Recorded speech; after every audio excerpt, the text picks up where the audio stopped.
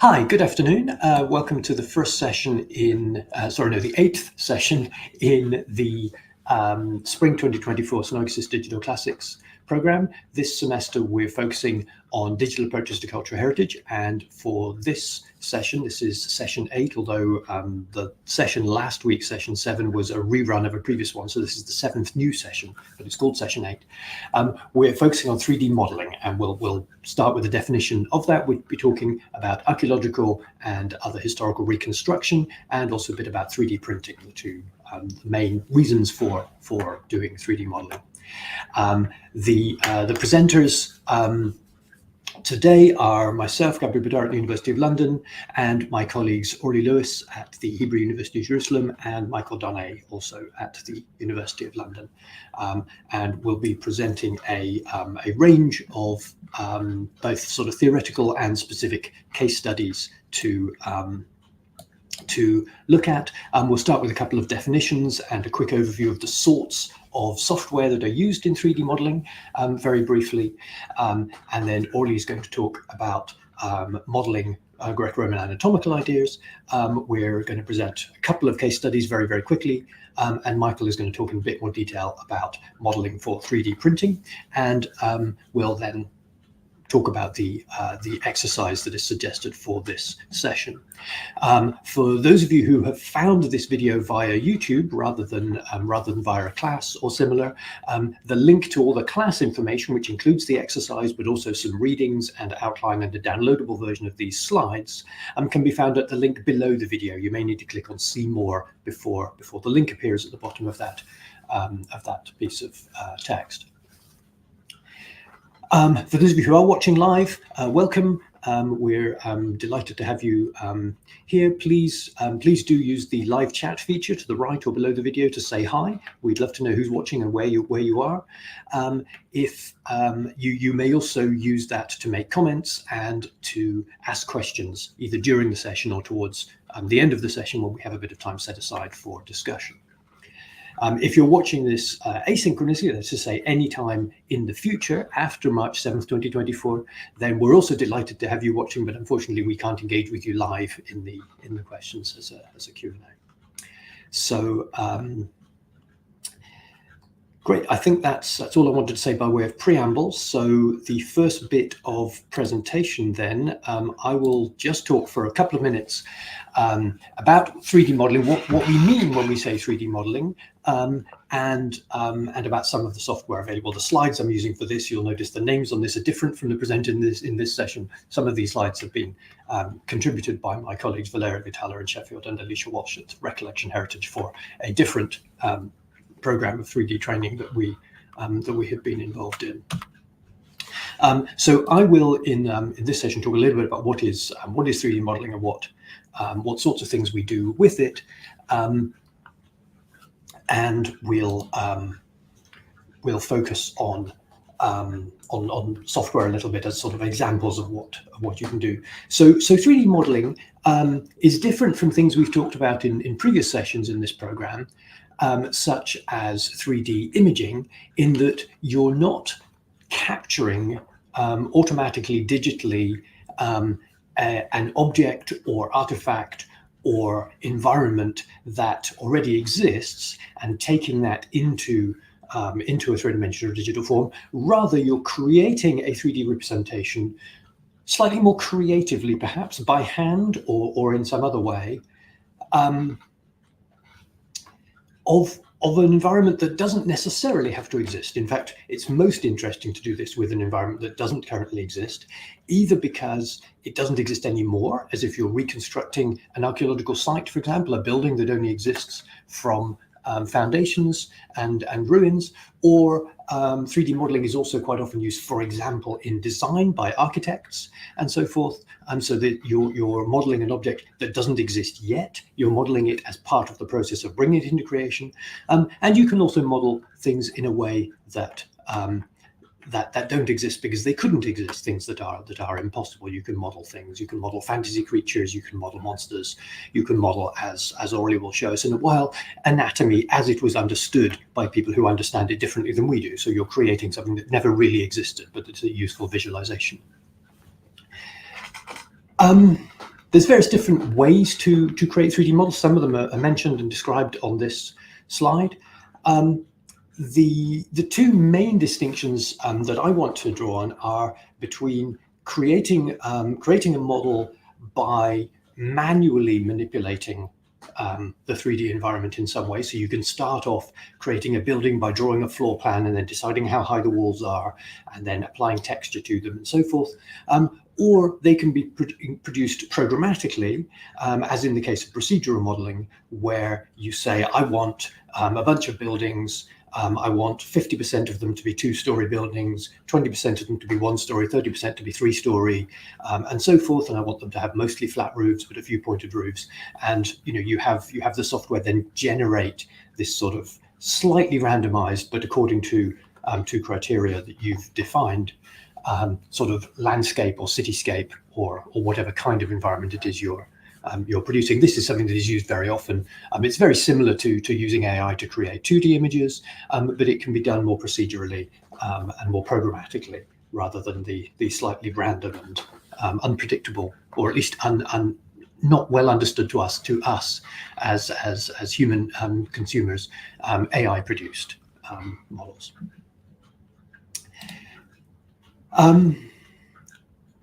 In cultural heritage, we generally use 3D modeling of this kind to visualize objects that no longer exist, as I said. So we might have, as in this illustration, the remains of an archaeological site, as you can see in the foreground. You can see the foundations of the building, the lower parts of the walls.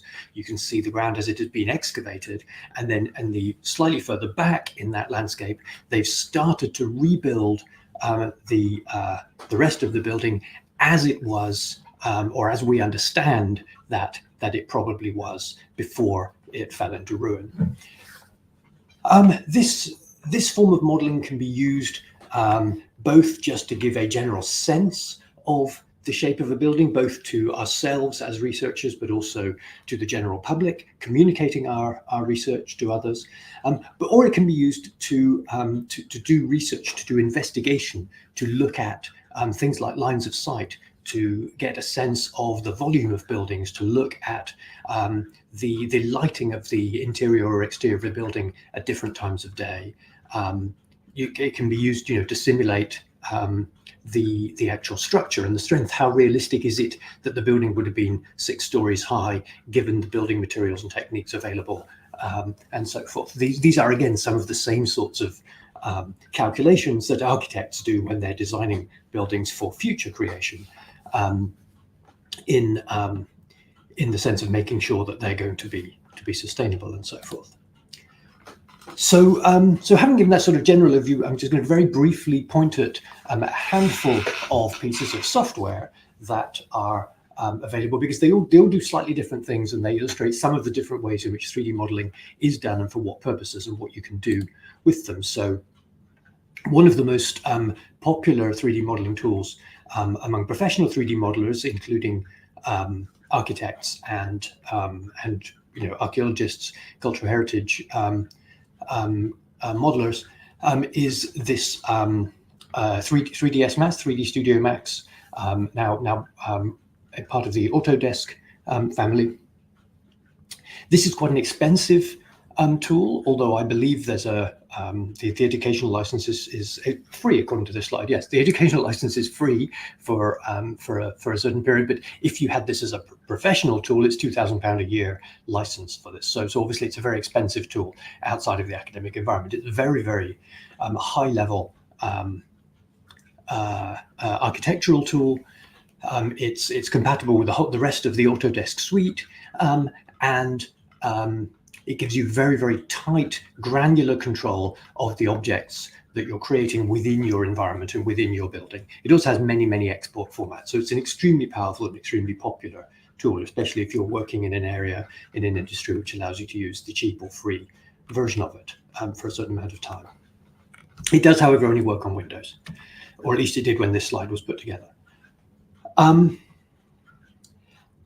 The second tool I want to mention is Blender. This is also an extremely popular tool. This is extremely popular primarily, well, I don't want to say primarily, but it's extremely popular partly because it's free, and partly because it's free and open source. It can be extended very easily, and is extended. There's a very responsive community of users and developers who will respond to requests, who will respond to appeals for help, and so forth. It works on all platforms, and there's lots and lots and lots of functionality. It doesn't have the most intuitive way of handling and controlling some of the content. It's not the easiest software to learn. It does have lots and lots of different ways of doing the same thing sometimes, which does mean you can choose your favorite, but it also means that sometimes learning it can be a little bit difficult because you're trying to remember which of these ways, which of these various things you're actually trying to do. So it's a very powerful tool. It has a lot of the functionality that you would expect from a tool like 3D Studio Max, but it's slightly less smooth, I guess, on the surface as it is. It is a free tool, which has many different developers involved in it over time. So sometimes you have to, in order to do a particular function, you would need a particular extension or plugin, and some are better than others and have different design features than others. Other tools that I know less well include Max on Cinema 4D, which is again another slightly more expensive tool, not nearly as expensive as 3D Studio Max, but it is a tool that handles textures very well. It integrates with the Adobe Creative Suite, and this is very good. It's particularly good for simulation and rendering, it's effectively computer animation, special effects software, but very powerful for all sorts of 3D modeling, especially if you want it to look good. There are tools like ZBrush, which I guess it's in the same family as Max on 4D. I seem not to have said anything about it on this slide, but it's a tool to look at. Sketchup is a tool which is much cheaper, much at the cheaper end of the market. We always used to teach our 3D workshops using Sketchup Make, which was a 2017 version of the software and which was free. The pro version of the software, which is the version that you would have to use now if you wanted a desktop client, is not free. It comes with a license, so £250 or that might be $250. I may just have typed that wrong, per year for the pro license. Around $50 for the educational license, but there is a web version, so it's slightly it relies on you having a reliable internet connection and so forth, but it has most of the functionality that you would expect from the pro version on the web version, and that's free. And this is the tool that we'll be using for our exercise, our proposed exercise for this session. It's very easy to learn. It doesn't have quite the functionality of some of these more pro tools, but for the sorts of thing we want to do, it's going to be more than adequate for the moment. A slightly different kind of tool is Unity. This is another tool that comes with a free version that's very easy that is very available. There's a pro version which is much more expensive. It's not really a building tool. I would use something else to build your 3D models and then export them into Unity. What Unity is, however, is a real-time engine. It's a tool that will allow you to build in animations, to build in interactivity, to build in sort of game-like functionality in your 3D models. And it's a very powerful tool that will import and export in almost any format you can imagine. And there are a few other tools with sort of really powerful sculpting functionality, for example, like the Rhino 3D tool, which gives you almost complete free form modeling. You don't have to either know the geometry or have define the dimensions of a square, rectangle, and start from there. You can do all sorts of sculpting in this really powerful tool. Again, quite expensive, probably over the top in terms of the learning curve for what we want to do. And then there's a tool which Michael's going to talk about in a few minutes, so I won't say any more about now, but there's this online tool, TinkerCAD, which is it's very easy to learn. It has rather limited use, limited functionality, but again, for designing things that you're going to print, absolutely brilliant. There are all sorts of other tools out there, including some very, very expensive tools out there. Some of them are very specialist. Some of them have such a steep learning curve that that you couldn't actually expect to learn how to use them without undertaking training. There are also all sorts of free or very cheap apps that have very limited functionalities. Rather than sort of thinking through all of the questions that you'd want to ask yourself when you were choosing this, I'll just sort of end by pointing out that if you're going to work on a 3D modeling project, it's very likely that the project or the institution will already have decided what tools they want to use. They will have those preferences, and whatever they've selected, you will end up having to learn to use. So I think that's sort of the sort of final lesson. There's all sorts of possibilities, but it's more likely there will be a project level decision rather than something that you as an individual will decide. On that note, I think I'll hand over. Unless anyone has anything they wanted to add to that, I suspect I haven't mentioned your favorite tool, so if you wanted to quickly plug that. But if not, I'll hand over to Orly. I will just say Autodesk has added a new tool that, of course, now that I start talking, the name of which escapes me, but they've been moving to make their suite available on Windows and Mac. So I think at this point now, most of their options would be available for both operating systems. Fantastic. Thanks. Okay. Over to you, Orly, whenever you're ready. I'm ready.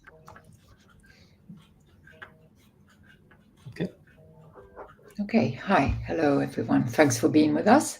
Gabi, should I share my screen or? Yes, go ahead. As soon as I see your slides, I will put them on the screen. Yeah. Okay.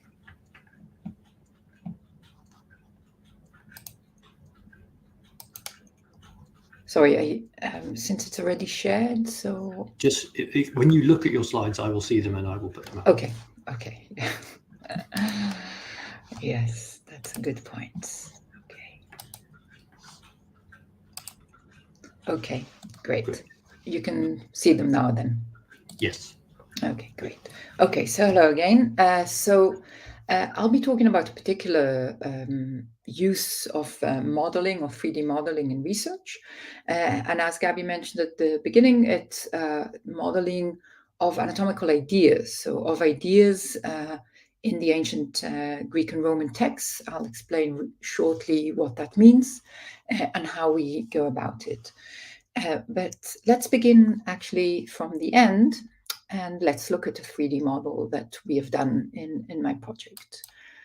So let me just make this, should go full screen. Sorry about this, just a sec.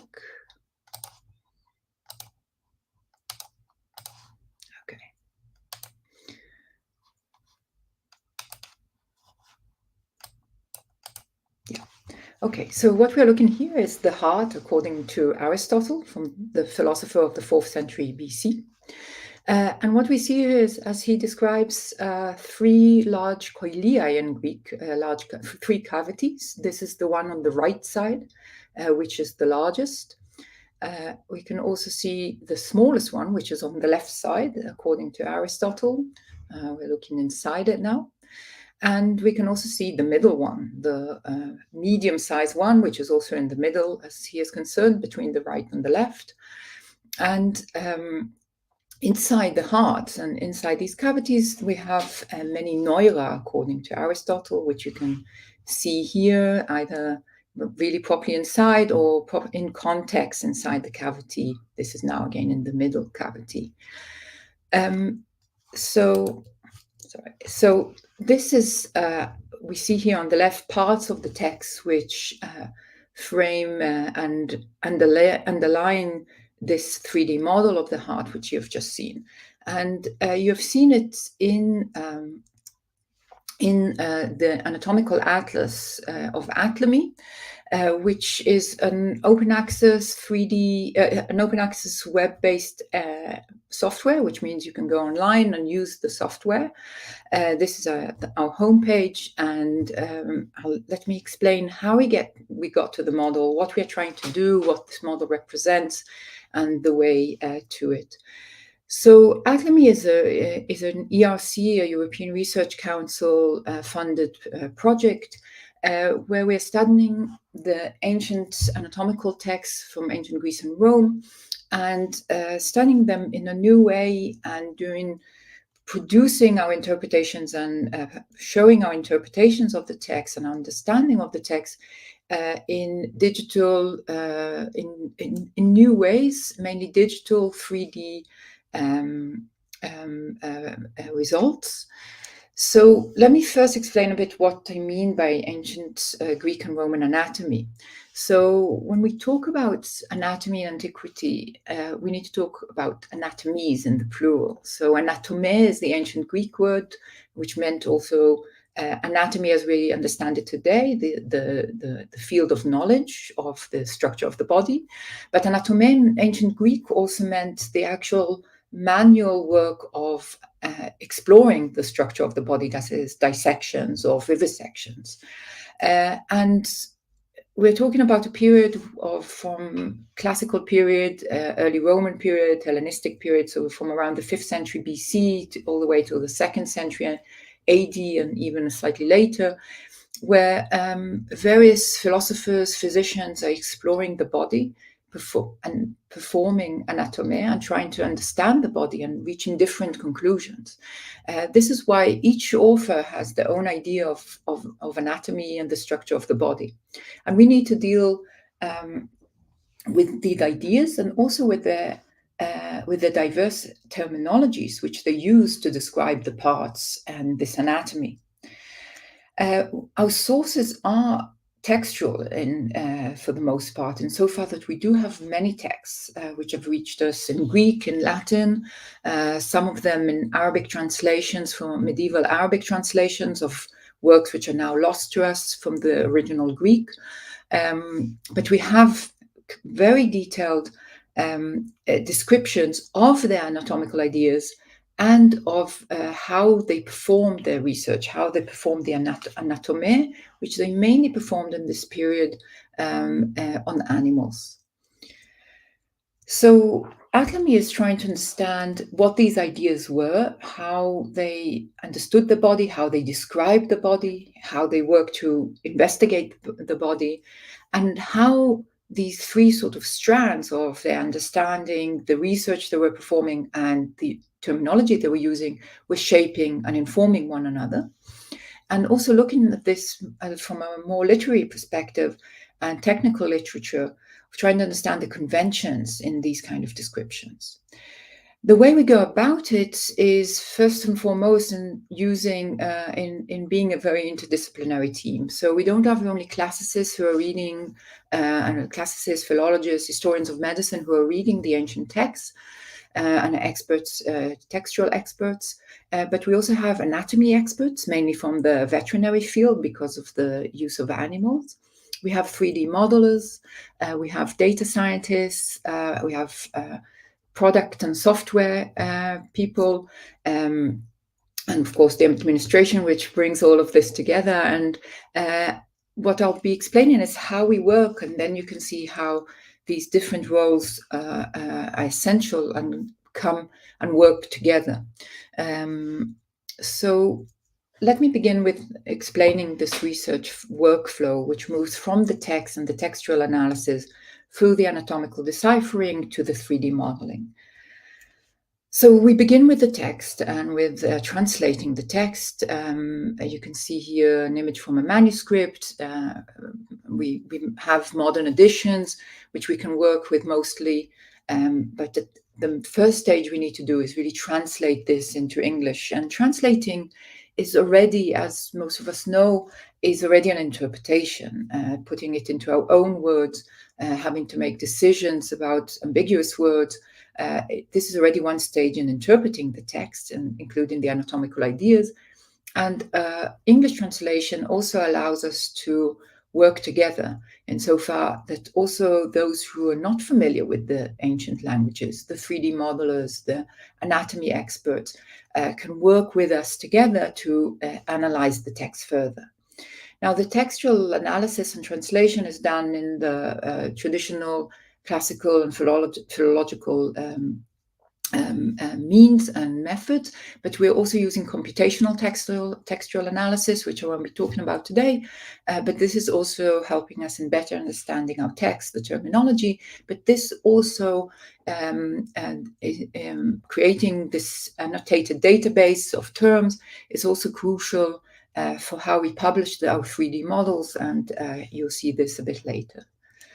So once we have this translated text, so we start talking as text people with our experts in anatomy. And this is done not only by talking and looking at books together, but also really at the lab in dissecting relevant animals in a manner that is suitable to our text, following the information in our text, instructions of dissection which our texts give us, to really try and look at the body as the ancient sources are telling us to look at them. This is obviously done with all the ethical confirmation and authorizations, the strictest ones, and they allow us to really take a step further and deeper into the body and really engage with our text and think a bit more like the anatomists of the past, and not only as classicists and philologists reading these texts. Once we have a better understanding of the text, thanks to all this work, we can move to the 3D modeling and creating a 3D image and a 3D representation, digital 3D representation of the anatomical ideas and pictures of each of our texts. So this is done in various stages. So one of the first stages is creating a table of instructions to our modelers. So this is a point, considering what Gabi was talking about earlier, is really that we are working with professional modelers, but we need to explain to them what is required, the instructions, the particular instructions, but we also here connect ourselves to our source, explain the basis, whether how much of it is interpretation of the text or is actually described in the text, various open issues, whether we know the exact animal basis, but also connecting us really to the text and the actual lemma and the words in the ancient Greek text, which connects us back to the use of the computational and data science methods. So once our modelers have this very detailed table of instructions, they can work from that to start modeling. And here they use a variety. This is a kind of excerpt showing some stages in the creation of our model, from a sculpturing method. And this is in these stages, we use Blender. And you can see here various stages in creating the model of the heart, sculpturing it, creating the different parts, and stages such as refining the details and creating the inner structures, separating the structures into different, what we call meshes, different parts which we can click on. You saw me before clicking on parts, taking them apart. All these need to be defined and separated. We use Blender for these very essential stages. We then use a series of other software, for instance, ZBrush, which was mentioned earlier, to create the textures and to give the anatomical parts more texture, sometimes a bit more realistic, or to really convey how they would look, not just in a very kind of artistic way, but more in a more realistic way. And as I said, this is performed by professional modelers who have a lot of experience with these softwares and who can spend their time working and performing this modeling process, which is very time consuming, and it is not really just it is not that we pass immediately and straightforwardly from this table of instructions to a complete model, but it's really an iterative dialogue insofar that our modelers create a sort of draft of the model.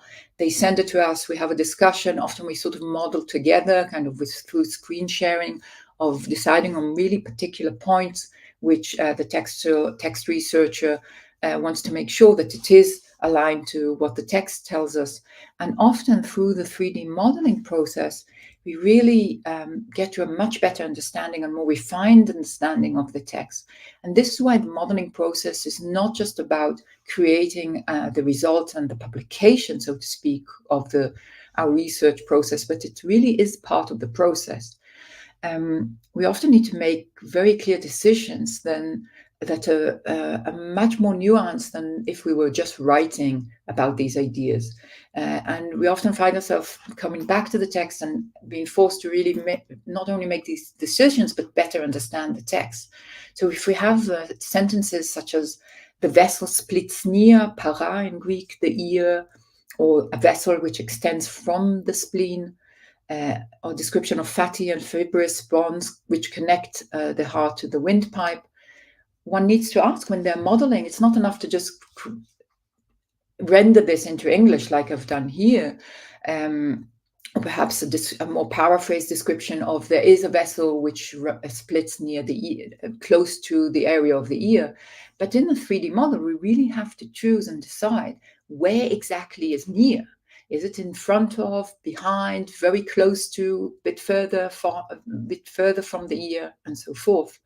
We need to understand, for instance, what point exactly is it from which this vessel extends from the spleen? Or how do these fatty and fibrous bonds look like, or how do they connect to one another and the heart to the windpipe? So these are, of course, just a few brief examples of how much more nuanced this creation of a 3D model more nuanced than for an analysis and understanding of the text it requires. So we have lots of models, but the point is if we just have a model, how useful is that for researchers, and how useful is it for them to read the text and then use our model to better understand the text, to review our interpretation, to use it for their research. In order to really make the models available and useful for research, we developed our digital atlas, which allows the interactive features that we have really allow to connect the visuals to the data, to the references, to the text, to our interpretation and understanding of the text. So based on all our work, we can then we've developed in parallel the atlas, but that too is informed all the time by our new models, our new requirements, and through a very intense and few different stages of user research with our peers and colleagues to understand, as both students and more senior or junior researchers, to understand what they would like this to do and to really give us feedback. And this is why we've developed and changed over the time various features of what you can actually do with the model. You saw me doing some of these things: fading, hiding, seeing something in context, or really digging deeper, seeing the terms both in the Greek, the transliteration of the original term, or the translation. I didn't show you this, but you could click on these parts to get, such as here in the top right corner, you can see a short description, and you can dig deeper and see more details on each term. And you can also get, this is just an excerpt of a very longer list of the references, which we show in different forms. You can choose which form you want to see it. Here we show it to really, we give you the full Greek quote, we give you the reference and the translation of the term in that particular passage, but you can filter these according to the author or the treatise, or of course sort them, you can search through them. So these are already, you're seeing here a stage which has already benefited from feedback from our colleagues. The next stage, of course, is not of course, but one thing we decided that we wanted to do at times was to print in 3D. Here you see the Aristotelian heart opened. You can see the largest and the medium cavity, and this is something that Michael is now going to be talking about presently, of the difference between presenting digitally as we do in the atlas and printing. So there was much more work which we had to do in order to get to something which was printable insofar that it was the printer could understand what we wanted from it, that it wasn't too thin, things were all connected, there weren't any gaps or anything. And of course, we added this hinge as an opportunity for people to search inside the model. So with that, I'll end, and thank you very much. Great, thank you, Orly. That's yeah, very cool project we've talked about before. But yeah, lovely. So again, if anyone has comments or questions, please do leave them in the live chat. We'll come to them at the end, I think. We're now, if I remember the order of things correctly, going to give a couple more very quick sort of case studies. These are not projects that we're directly involved in, but we're not in all cases anyway. But we're going to show just a couple of projects. And I believe, no, I don't remember. Michael's going to go first. I think so. Yes. Okay. Thank you. Go ahead, Michael. Great. Yeah, so the project I want to talk about today is something that's in sort of very early stages and that I'm working on with some colleagues from the Royal Astronomical Society. And it's a sort of really clear example of taking a 3D model specifically for 3D printing. And the object in question is this ballot box, which you can see here on my screen, which the Astronomical Society used in the 19th century to elect fellows to the society. So it's a historical object that they have in their special collections.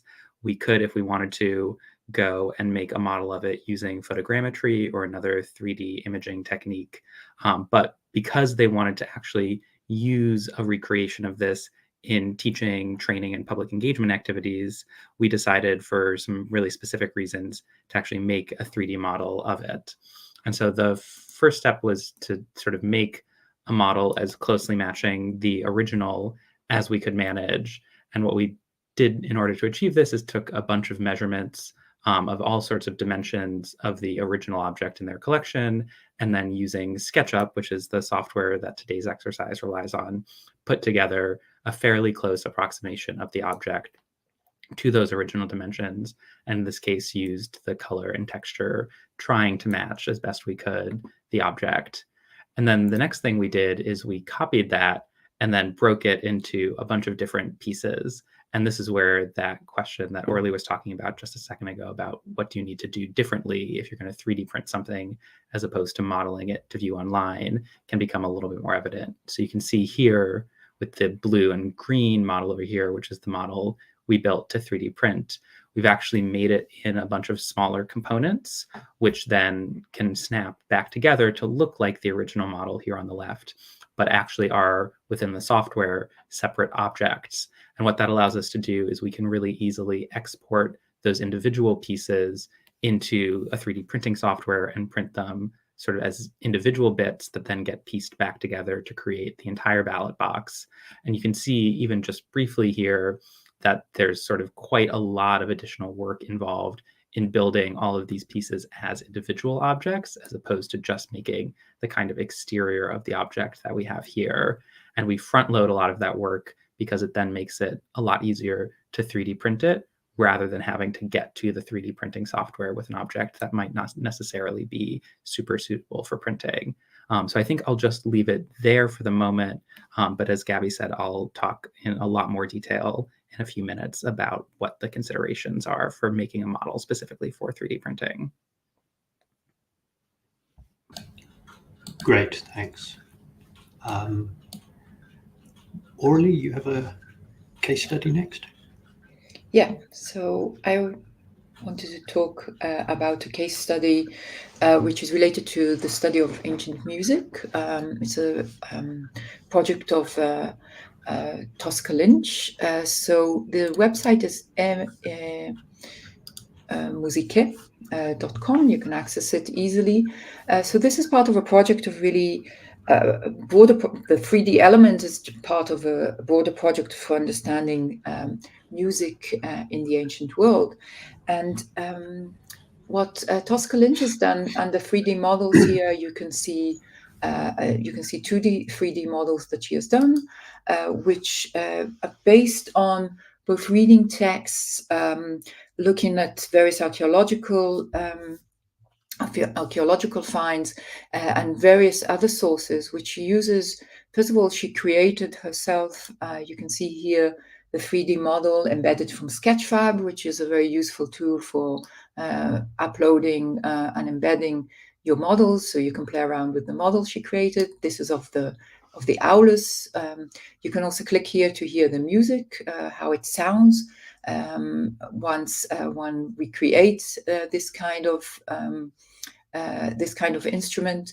And what you also have here, which was very helpful, very important, is really the explanation of the process with images, with various technical information, references to the sources, which you can then really not just enjoy the model, but also really gain information and understanding of the process. And as I mentioned, there's another 3D model that you can look up of a different instrument, and of course, much more information about the general theme, and not just, so the 3D models are really embedded into the broader context and project. Great. Cool.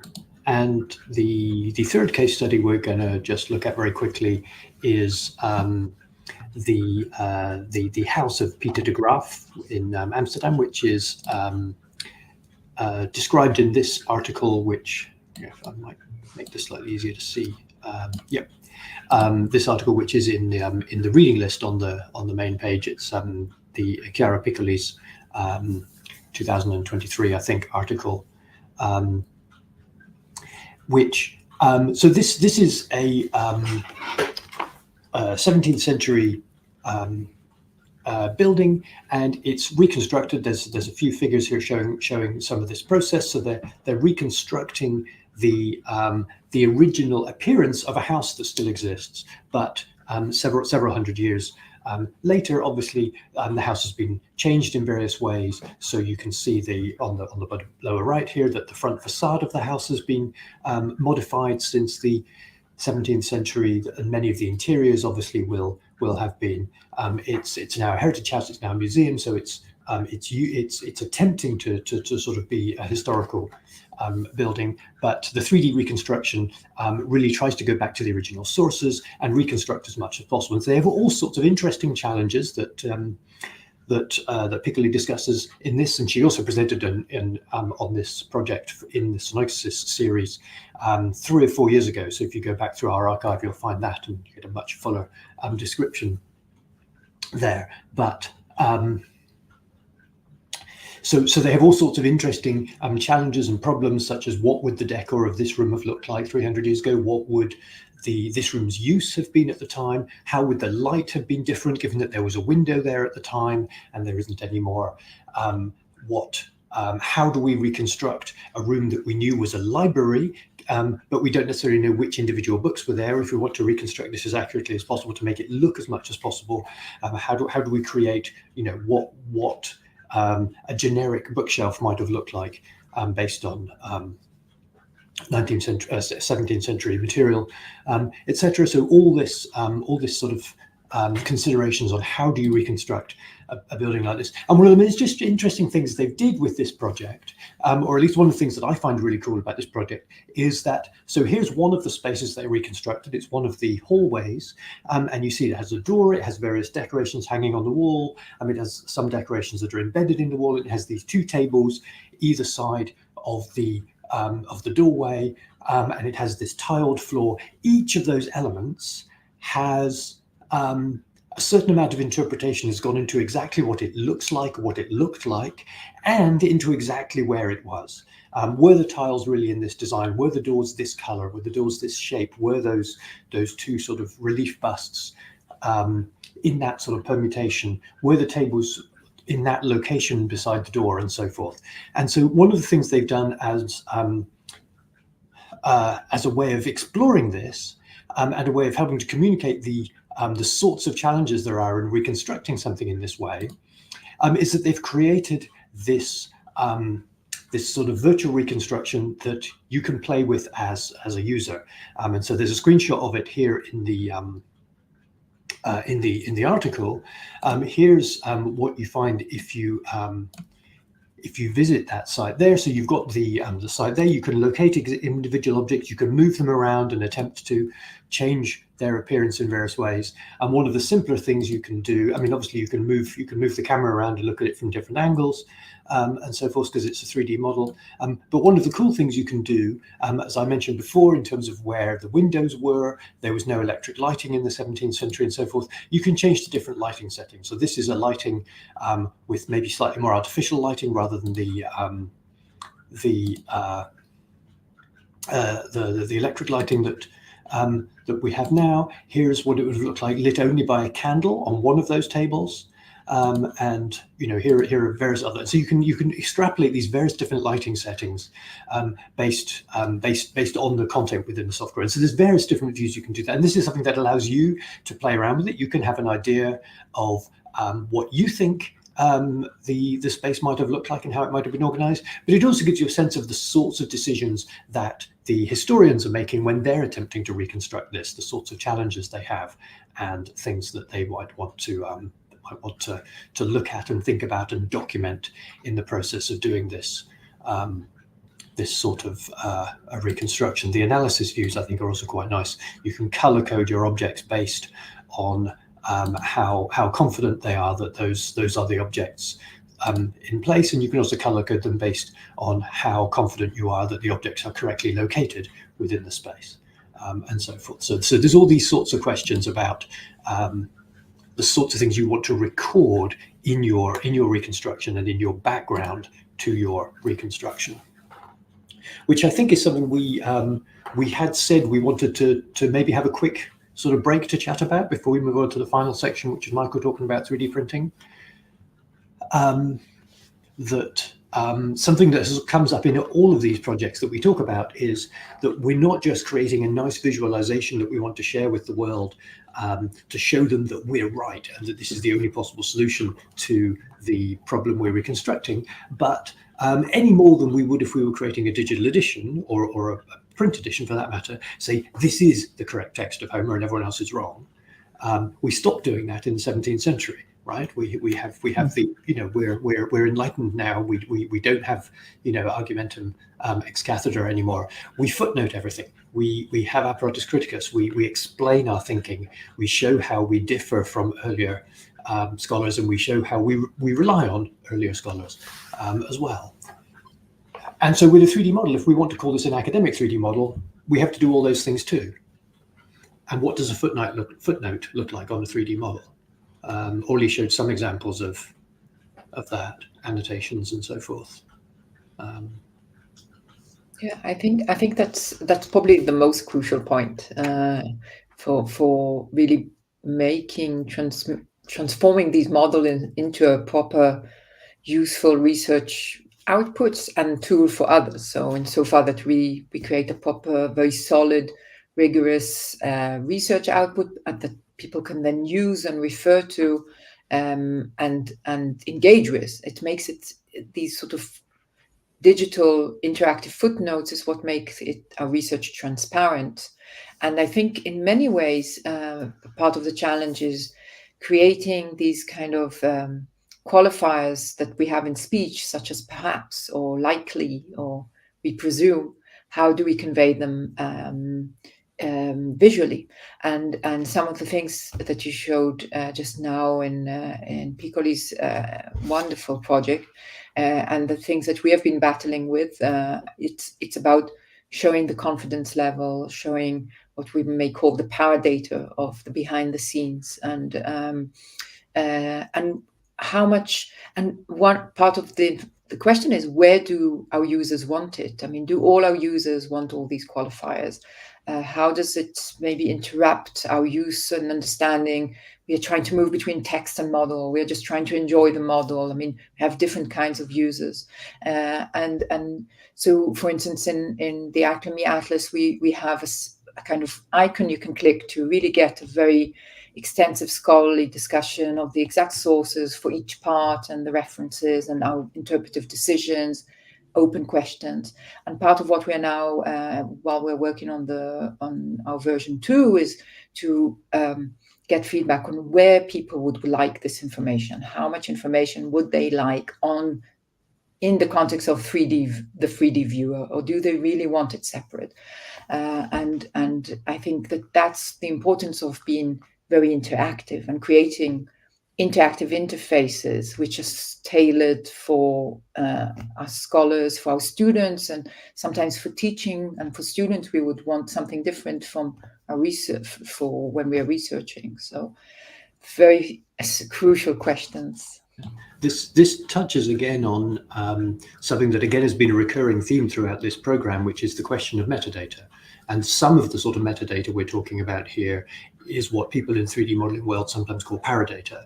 That is to say, the data on how you got to this 3D model. So not just the data about the digital model, but the research that went into it and the evidence that you're using and so forth. But what you're saying again brings me back to what I sometimes slightly but not entirely tongue-in-cheek way define metadata as that subset of your data that you don't think your users are interested in. Right, so it's the data that sort of sits behind the object. Some users are interested in, but maybe not the main users, not the general public. If they're interested in seeing a pretty 3D model, the data that the scholars want to see is slightly hidden from them, and therefore it's the metadata. And so whether we call it metadata or paradata or procedural metadata or whatever else, I think information. It's further information.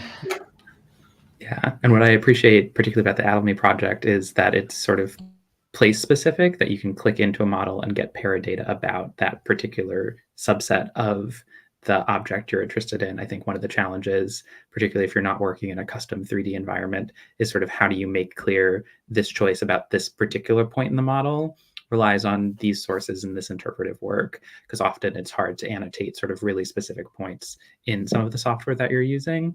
Whereas with the footnote, it's very clear, like this sentence is relying on this evidence. So often that's a challenge, particularly when you're working with some of the less flexible software, is figuring out actually where in the model do you put those annotations, and whether it sits sort of embedded in the model or alongside in other file formats can often be a difficult thing to manage. Yeah, that's a very important point. The exercise that we're going to talk about a little bit later is using the Sketchup software, and it's based on the research that our colleague Valeria Vitale did several years ago.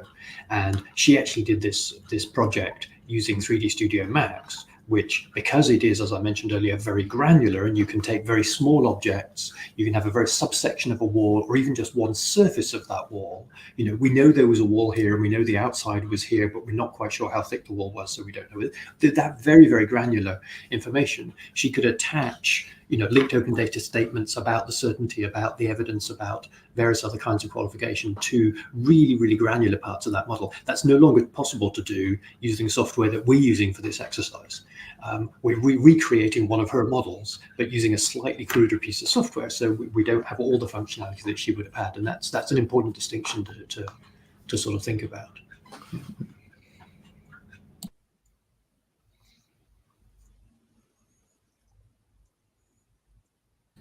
Great. Michael, do you want to move on to modeling for printing? Yeah, I'll happily pick up with that. Great. So I'm going to pick up and I think talk in a little bit more detail about one of the possible things that you can do with your 3D models. As Orly gestured to near the end of her talk, it is possible to do a bunch of things, and 3D printing your models is only one of a couple of possible outputs.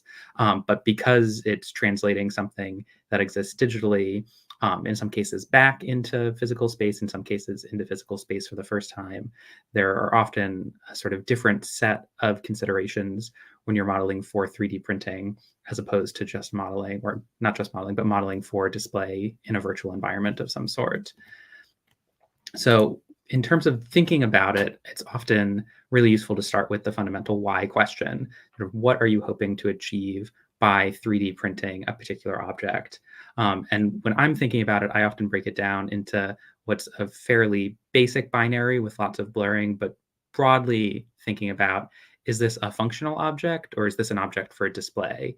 And by functional object, I mean, is this something that I want to be able to do something with in the physical world? And whether that's some experimental archaeology, seeing, how servingware might actually be used at a dinner table, whether that's replacing a part of an object where I have most of the original object, but I want to 3D print a missing piece or a piece that's broken, or if I've created something that sort of has never existed or doesn't exist, and want to see how it might be used. That I think all sort of falls into that functional category. And we'll talk a bit about why that might entail a certain set of choices that might be different from a display object. You can see the example I've picked there on the left for functional object is something called an open press, which is a miniaturized version of a rolling press, which is a type of printing press designed specifically to be used with fixed printing blocks.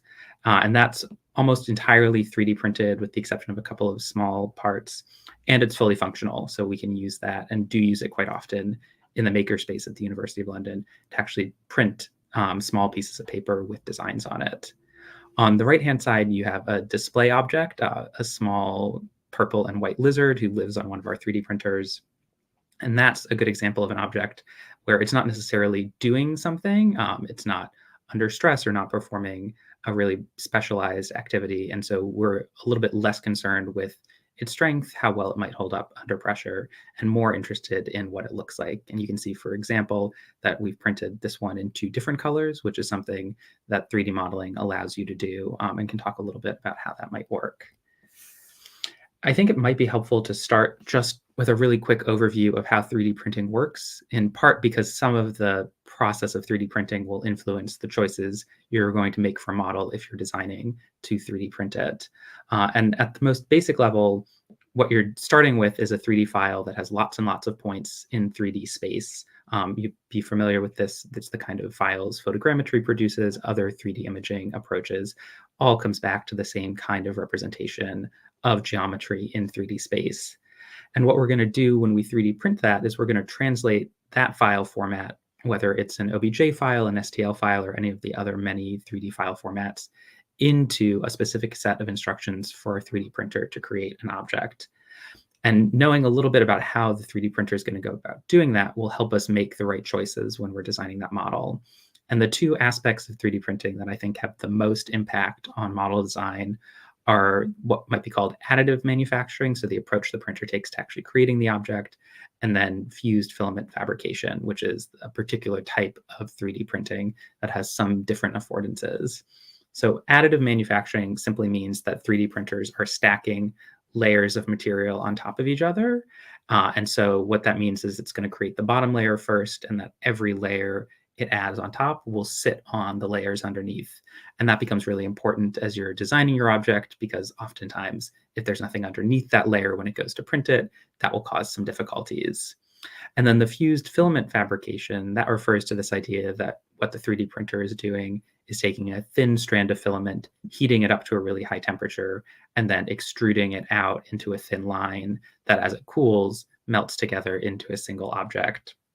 And this has some advantages in the sense that it's really easy to sort of visualize what that layer is going to look like as you work through. So it makes it easier to think about the model, but it also means that you'll have to think a little bit about how that process impacts the object being created. And so these are the kinds of questions that when you set out to design something specifically for 3D printing that you want to think about. How does the fact that you're using additive manufacturing and often fused filament fabrication influence the kind of choices you're going to make when you're putting your model together? And what I'll do now is I'll sort of talk through some of those choices, and I'll try to reference a little bit about how the 3D printing process works, but don't have time to get into that in a sort of really deep level of detail, but hopefully can give enough context so you have a sense of why those choices might become important.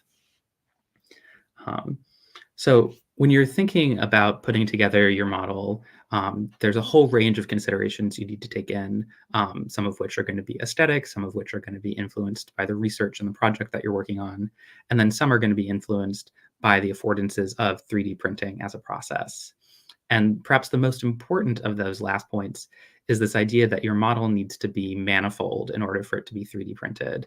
And the easiest way to think about that is it needs to be watertight, that all of the edges are closed.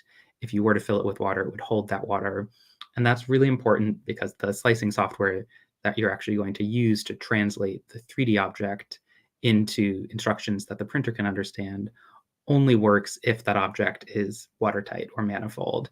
If it's not, it might make some choices to close off those edges that will change what your object looks like, or it will just completely refuse to process it, and you'll have to go back and redesign it.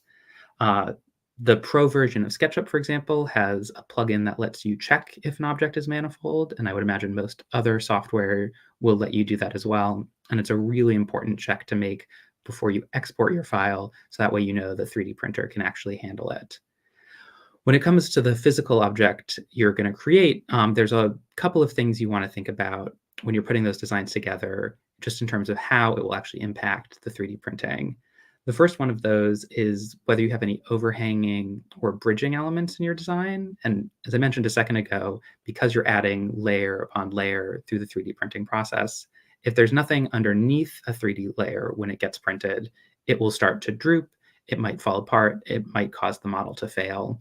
And that's because it needs enough support while it cools to hold its shape, because when it comes out hot, it's likely to melt as opposed to staying in the place it's originally put. And so when you're designing a model, for example, the elephant we saw in the picture on the previous slide that has an overhang like the trunk, you'll want to think about whether you'll be able to create that portion of the model with the 3D printer you have. Most slicing software will automatically put supports under those things, which can let you print things with really complicated overhangs. But those supports are things that then have to be removed after the printing. They might cause damage to your object. They might make it more difficult to access particular pieces. And so it's a balance between sort of being as faithful to the model you want to make as possible, while at the same time realizing that the constraints of those overhangs might impact what the final product looks like. For example, a lot of printers usually can handle up to about a 60% incline, so a 60% curve like this. Anything over 60% will cause difficulty. So one thing you could do in adjusting your model for 3D printing is taking any curves that are over 60% and just adjusting them so that they're on the other side of that. You could also, for example, consider breaking those models into smaller pieces, like the heart that Orly talked about, so that way you print sort of 2 or 3 bits that don't need supports and then can piece them back together to form the full object. Another thing to consider that's a product of the fused filament fabrication approach is that because you're melting the material to put it out of the printer, it will often spread a little bit as the layers pack down on it, so that your bottom layer is actually spread out a little bit bigger than the higher layers on your model. And this can become important if you're trying to put pieces together and the tolerances of those pieces are pretty tight. If some of them have spread out, they might not fit. You might have to file or sandpaper them down. And so one of the things to consider is if you're making pieces like a drawer, for example, that need to slide in and out really easily, you might want to think about making the interior piece a little bit smaller, so that way there's enough room that when it does spread, it can still slide in and out of the object like you'd like it to. Another thing to consider is this idea that the object actually needs to stick to the printer while it's printing, which is called bed adhesion. And this is the idea that the object needs to be connected with the printer on the first layer, so that way it has something to stay in contact with as it builds up. For objects like a sphere, for example, where only one point touches the bottom, there might not be enough material to actually connect with the printer, and that can cause the print to fail. And so as you're designing your objects, you want to think about what is the base layer that's going to connect with the printing bed, and consider making that layer larger, or one of the bits of your object that is already big enough, so that way it maintains that contact with the printer and you can have a successful print. Perhaps the thing you'll spend the most time thinking about when you're 3D printing is how much time is it going to take to print, and how much print material are you going to use, both of which can be influenced by how you design your model. Some of those choices are really obvious, like if you design a bigger model, it will use more material and take longer to print, but others of them can be a little bit less intuitive. And so one of the things you'll learn throughout the printing process is that if you make small tweaks to certain elements of your model, it can actually have a really big impact on the amount of time and material it takes. And often this is just a product of trial and error, as different printers and different models will have different affordances. But one thing that I often think about is useful is that big hollow objects will actually take less time to print than objects that have lots of surface area, because the printer needs to print that surface area as a solid piece, whereas the interior of objects, it can often print with what's called infill, so a pattern where most of the space is actually taken up by air and you only have a little bit of material on the inside. And so that might be a bit counterintuitive that big objects can be faster, but it's sort of learning where the 3D printer is actually adding material and then going back to your model that can help you think through those issues. And lastly, I just want to say something about functionality, which is that kind of dividing line I mentioned at the beginning. And when you're thinking about an object that's functional that you might want to 3D print, so for example, the open press that I mentioned, you want to think about what that object is doing and particularly what parts of it might need to move. So you can then break the model down into the pieces and print them separately as a way of making sure that they're able to move. If you've played around with SketchUp, you'll know this idea of stickiness, that SketchUp likes objects that are touching each other to stay touching. And 3D printers behave in the same way because all of the material is melted together. If you were to print pieces that were touching, the 3D printer is automatically going to connect to those and make it so they don't move. So if you want, for example, a crank to rotate or gears to turn, you'll need to print those separately. And so in your model, that involves breaking them into component pieces and exporting them individually. And you'll also want to think a little bit about strength. Is the object going to be under pressure, in which case you might want to design thicker sides or chunkier connections, as opposed to an object that's just for display that doesn't need to hold up to any particular pressure. So those are the things you want to think about when you're actually designing your model. But then, of course, you're going to put that model into a specific 3D printer. And so there's a sort of second set of considerations you might want to think about that will really depend on the specific printer that you want to print with. And because each printer is different, you can't necessarily make a one-size-fits-all rule, but there will often be a set of considerations that the printer will make you think about based on its physical limitations. And the most obvious of that is going to be the size of the printer as it relates to the size of the object you want to print. So printers have a print bed, which sets the total area they can print, and they have a maximum height. And that gives you the space within which you can work. If your object is larger than that space, your printer won't be able to print it in one go. And so you'll need to break that object into smaller pieces and then put it back together in order for those pieces to fit in the size of the printer. And that's something you'll often want to think about when you're putting your model together, is where might be those natural places to build those breaks in. That might have something to do with the sort of inbuilt nature of the model. So for example, with the printing press, those component pieces, or it might be sort of very functional, like what's the highest amount I can print in one go, and then make your sort of break line there. Sometimes, though, you don't necessarily need to change the size of your object. You might just need to change its orientation. For example, the printer featured on this slide has a much wider base, but doesn't have a particularly high max height. And so it can print objects laying down on the side that are much longer than it can if they're standing up. In comparison, we have another printer that's much taller, and so it's the opposite is true. It has a small base, but can print objects that are very tall. And that's what I mean when I say each printer is different. And you'll have to see what the setup is when you go to arrange your print. That orientation can influence things like the amount of support material you need, which again will then influence the time and total material used. And those are things that you'll see when you put the object into your printing software, and then might influence you to go back and redesign it a little bit. And lastly, there's the question of material characteristics. So for example, at the makerspace at the University of London, we mostly print with a material called PLA, which is polylactic acid, which can handle overhangs of about 40 to 50 degrees and cools relatively evenly. So you can use it to make pretty big objects without worrying about bits of it cooling much more quickly than others. However, if you're using different material, it will have different affordances. And so even if you're printing the same object twice, but using different material, you might need to make some small redesigns in order to sort of accommodate the particular affordances of the material you've chosen to use.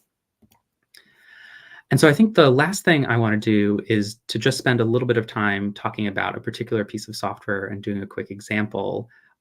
Gabby mentioned at the beginning a whole range of 3D software options. And one of the ones he touched briefly on is this software called TinkerCAD, which is made by Autodesk, the same company that makes 3ds Max, and a whole range of other 3D modeling software.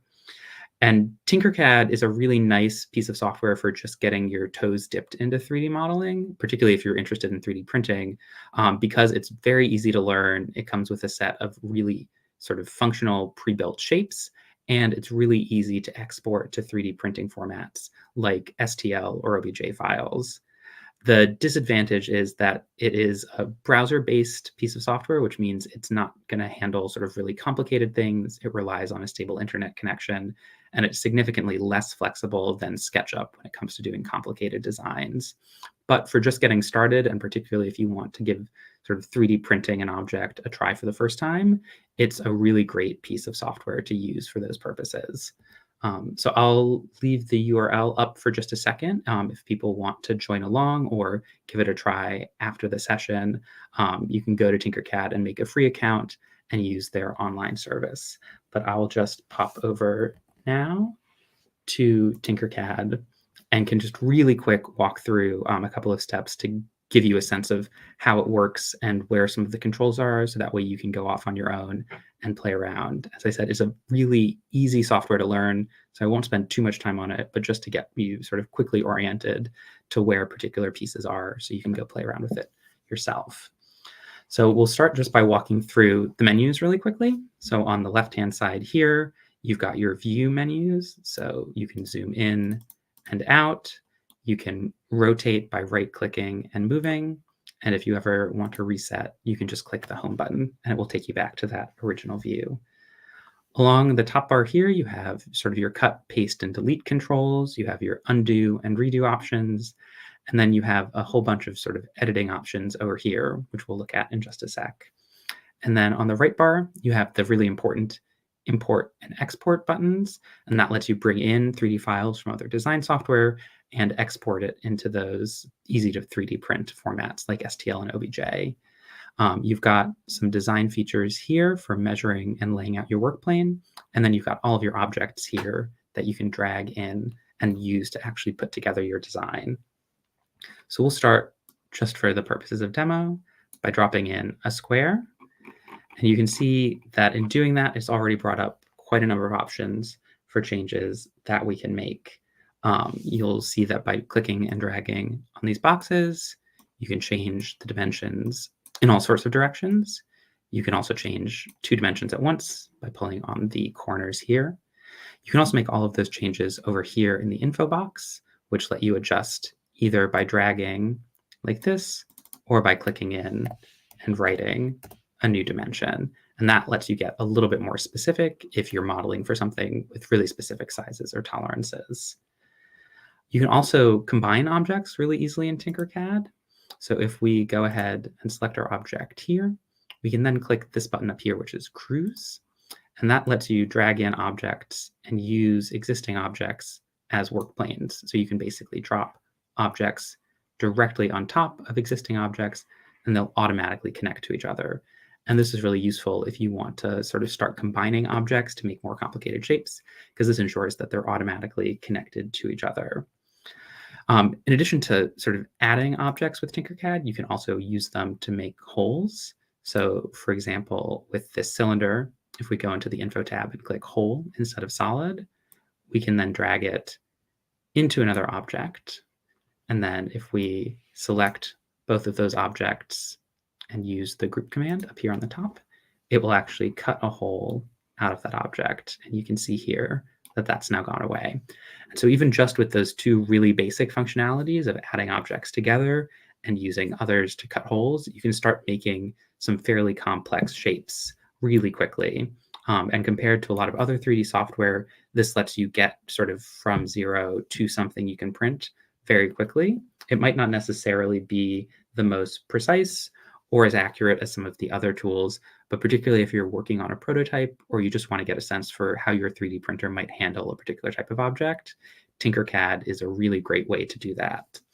And the last thing I'll just show is how you actually take this object and then put it in a format you can 3D print, which is just up here with this export button. And if you click there, it will bring you to this menu. And you've got 2 options. You can export everything in the design, which is what we're set up to do now, or you can select a specific subset of shapes and export that. So if you're building a really complicated design, for example, and you just want to export a portion of it, this gives you the option to do that. And as you can see here, it's got a number of different formats specifically for 3D printing that will allow you to export that object and then bring it into one of your 3D softwares. So I think I'll leave it there, but just to say that this is a really great tool for sort of trying out and experimenting with and getting comfortable with some of the foundational concepts for 3D modeling. And a lot of them then translate to other 3D software, in particular things in the Autodesk family, because it's the same company that makes it. And so a lot of the basic functionality is the same. But in terms of also thinking about 3D space and how you go about creating objects, a lot of what you use in TinkerCAD will translate to other software as well.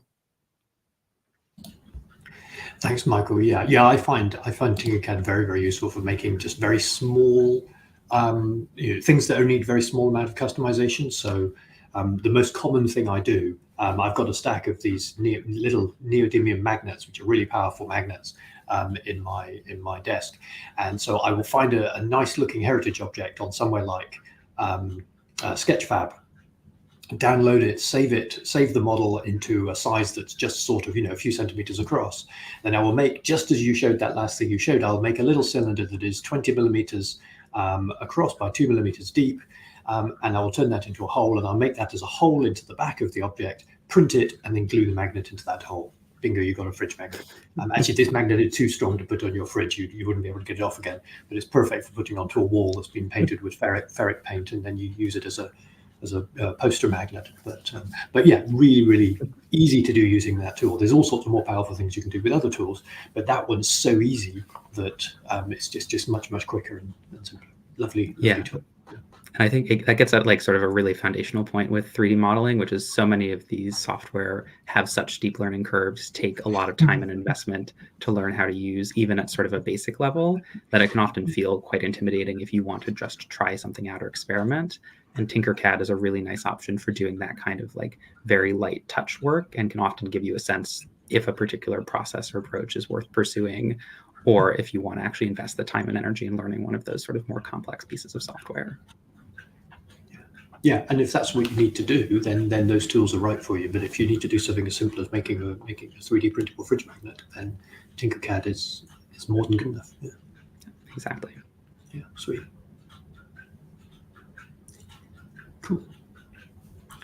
Anything else anyone wants to bring up? We'll also keep an eye on the chat in case there are any questions. Although I'm aware that there are probably more people watching this asynchronously than there are watching live. But any other comments in the meantime? Yeah, if it's okay, Orly, can I ask a question about how colleagues have sort of responded to your project? I know one of the challenges with doing digital work is often communicating that digital work to the sort of non-digital parts of the field. And I'm just curious sort of what your experience has been sharing this research with folks who might not necessarily identify as sort of digital practitioners. Yeah, that's a good question. It's actually been very positive in so far, because we have been engaging people in kind of common, structured use of the atlas in order to get the feedback as part of the user research. Part of the challenge has been that they, even for me, myself, we have to reflect on how we work and how we would use such a thing. So in a way, that is a challenge. Some concern, which I knew from the start that people have, which we were discussing before, is, a visual object now has, how do we qualify it? So now I've created the 3D model. People might think that that's exactly what Aristotle thought about the heart, and, where are my maybes and perhaps? So that's what we're trying to address. But things have, generally it's been very positive insofar that, we hear comments such as, I wish I had that while I was working on this, or writing that, or in this class I'm preparing. Or why don't you also please do also this text. And this is something actually, that we are looking for people who, now that our method, it took time to develop our method. And now we are more confident about it.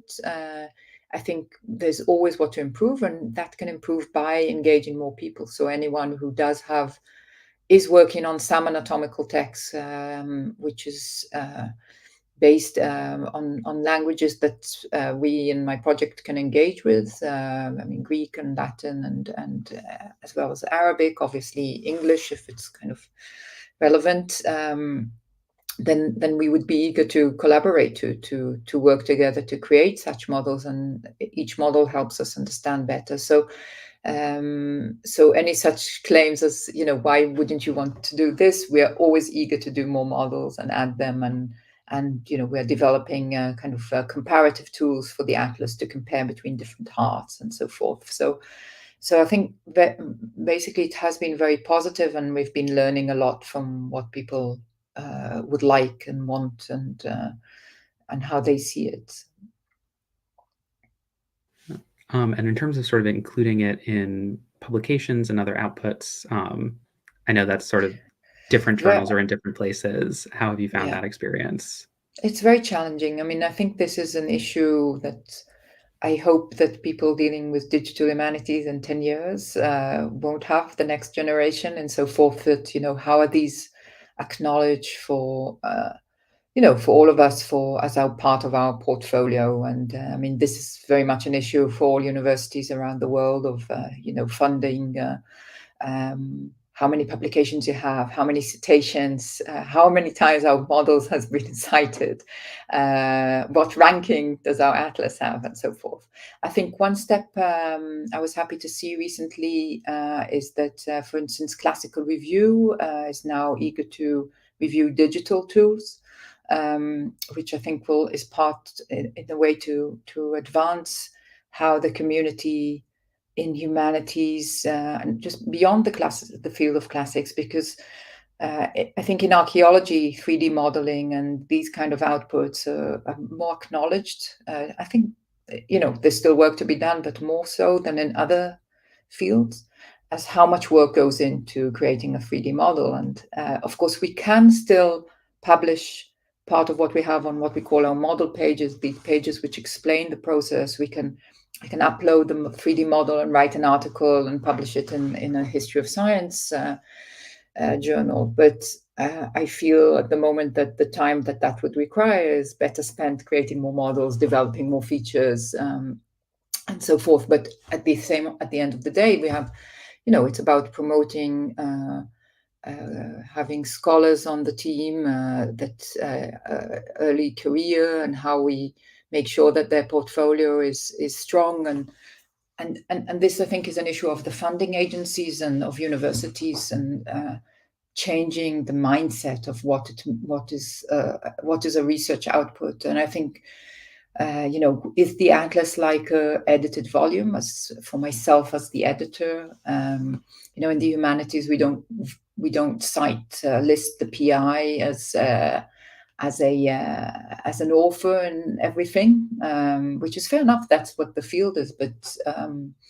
how does that reflect on how universities see these kind of outputs? And I think that's still very much a challenge. And I hope that I'm dealing with this very much in various directions, and I'm sure others as well. And I hope that really in 5 years, the situation will be better. And in 10 years, this would not be a question. There would just be that 3D models or digital tools, your GitHub, or for computational matters would be part of what, even if it's not expected, is counted, like your article in Classical Quarterly or whichever field you're working in. So there's still a way to go. I suspect that it really helps when you have an excellent, groundbreaking, and really scholarly, undeniably scholarly important project, as you do. I think it's much harder for people to ignore, because there's nothing else like it. If you're doing a slightly more mainstream project, that there are several other sort of things like that in print, but you were just doing it in an innovative digital way, people could sort of maybe ignore it a little more, or say, well, it's nice, but it didn't really need to be digital. This is such a groundbreaking project that I think it is much harder for people to ignore, and to ignore the fact that it's digital. I do wonder if the situation is going to improve, as you say. I don't know if it's going to improve in 10 years. We thought this 10 years ago, and it hasn't gone away yet. But I think I think actually this is probably an unusual case where it's not going to be our enlightened colleagues who change this in the first instance. It's actually going to be the administrators and policymakers who have more of an impact on this changing in the short term. Absolutely. Absolutely. It's true. I could add something about printing, just maybe in I don't know if this context, but from the perspective of anatomy, for instance. So another issue of, I think in archaeology, again, this is used, but the usefulness of 3D printing is also for experimenting. So especially if we move into physiology, coming from my field, and in archaeology, it would be other stuff, and in other fields, we could think of other creative ways of using it. But now that if I create, a heart and also vessels connected, I can check how fluids would move through, test various other ideas in the text, and if they would work, and also test myself. So I think the 3D printing, which again is another challenge that we need to learn, it's another issue of funding. Environmental issues as well, but it's another very useful tool. Some things we can do digital experiments, but I think the 3D printing really offers a way forward. And I think for public engagement, of course, it's obviously very important. I mean, we're now considering of also printing with soft matter to, for instance, the lungs, you can deal different printers and expenses, but there's so many things you can do with the 3D printing, and what it means if you go to a school and not just show them a digital output, but a digital atlas, which is they might find cool as well, but wow, they can touch it and play around with it and squeeze it and look at it. So I think really thinking of 3D printing is there's so many exciting options, but you can't get to them if you don't do the 3D modeling, and that's why really thinking so broadly about where 3D modeling and thinking in 3D can take us, and not just in the kind of traditional things that one would require 3D modeling, as much as one can talk about traditional in this field. And I think there are many so many fields that it can take on. Yeah, it's been interesting. I think my experience with sort of students and researchers coming to 3D printing for the first time is they think that's going to be the really complicated part. I think whether because they've seen a video of it on YouTube or they have heard of it but don't fully understand it, as they sort of think that getting something set up to 3D print will be really difficult. And I think my experience has been that that's actually often the easiest part, and that making the 3D model takes scores more time, and it's so much more thinking and so much more research, and all of the complicated bits come in the modeling process.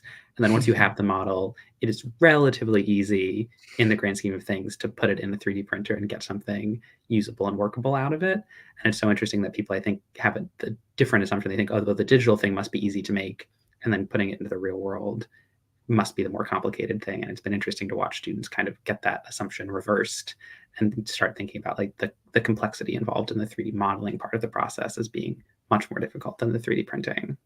That's very interesting. That is interesting. Yeah, it makes me think of the fact that, well, we say this in all sorts of other contexts and several times in this program, that when you're doing a digital project, put aside 50% of your time for data cleaning. Yeah, I mean, you do some text analysis. First thing you do is make sure you've got a good text, a good clean text before you before you pump it into your software and start doing things with it. It's not what people expect. It's again something we just have to remind people. Yeah. Mm-hmm. Very cool. I was going to, just before, I'm aware that we are at the time that we said we would end, but I was going to very quickly just talk about the exercise that we suggested for this session.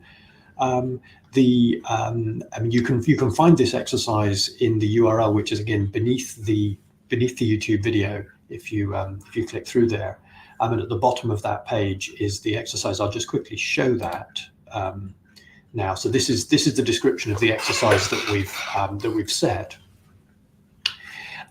This again, we as I said, involves using the Sketchup software, which is very easy to use. It doesn't have all the functionality of some of these high-end tools, but it is free, and it's very easy to use, and it's more than good enough for what we could possibly achieve in the course of this one exercise. And this exercise is based on a demo that was created by my colleague Valeria Vitale, who ran this program a few years ago, and so we've inherited this part of it from her. And what this is involving is taking the floor plans and the dimensions and some photographs and various other documentation of the ecclesiasterion of the Temple of Isis in Pompeii, and turning that into a 3D model, reconstructing that as best as possible. Being in Pompeii, it does have slightly more content remaining than just foundations below the ground, but the walls don't go all the way up to the ceiling. There are no roofs present, so in some cases we know where doors are, and we know maybe where some windows are, but mostly what we have is the floor plan and a certain amount of walls. We have other ways in which this is fragmentary. The real space right in Pompeii is fragmentary and incomplete. Are that there are some lovely wall paintings found inside these things. Some of those have degraded in the couple of hundred years since they were unearthed. Some of them have degraded not just because of time, but because somebody decided that would look lovely in a museum and came in with an axe or a saw and chopped the plaster out of the wall, and so several centimeters of the plaster were destroyed by that process, and other parts of it were taken off to a museum, maybe restored. Maybe there were drawings of it before they were taken away. Maybe there were photographs of it before they were taken away.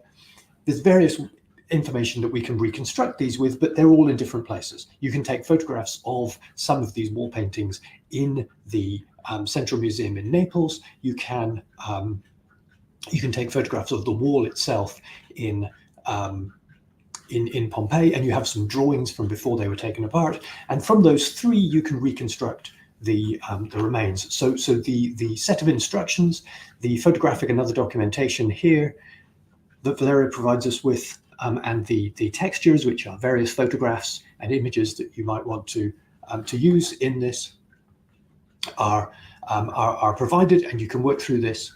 And I'm not going to give a beginnings of a walkthrough of Sketchup Make, of Sketchup on the web now, because there are a whole bunch of YouTube videos here, some very short ones and some slightly longer ones, of walking you through this program. The PDF instructions up here at the top of the exercise give you pretty much everything you need to know, but there's also a walkthrough if you want to see it happening. There's several sort of small walkthroughs of individual components, and there's also a complete walkthrough that takes 40 minutes if you really want to walk through the whole thing before working through it yourself. Once you've done this exercise, if you find this exercise very easy, we have an optional exercise, which is to now go find another building with all the documentation and build that without a walkthrough, right? So you can then build this on yourself. We've given a couple of examples of places you might find nice documentation of buildings to work on, but you'll probably want to find something that you know about, or something that you've had the fun of going to the library and doing a little bit of research on the archaeology shelves for, and finding your documentation of that building. The last thing I want to say is that once you've uploaded, once you've created a 3D model to the level that you want to, whether or not you've attached textures to the surfaces, whether or not you've attached annotations, whether or not you have reconstructed the entire building or just gone as far as we have relatively safe knowledge of, I strongly suggest you go back to the session last week, which again was a session rerun from 2 years ago, and follow the instructions on uploading your model to Sketchfab, and you can do further annotations and further modification of the model there. And so that's a sort of combined exercise that joins these two things. So I think that would be a really useful thing to sort of get out of this, as you then start to see all various different decisions that you have to make at various different stages in the modeling process, and be thinking the entire time you're doing this from the process of going off and finding your floor plans and your dimensions and so forth of your building, through the modeling, through the exporting, through the uploading, through the modifying it in the uploaded format in Sketchfab. At each step, think about what you need to footnote to make your work fully transparent and reproducible, to make it not just a sort of fun illustration, but a piece of academic work. And I mean, if all you can do is just write down on a separate piece of paper or on a separate document all that information that goes into your process metadata, that's already a useful start. There is not yet a single format for how to record process metadata, but as long as you've recorded it in some format, I think we've got a good start. So yeah, that's what I would recommend if you want to take this beyond the theoretical.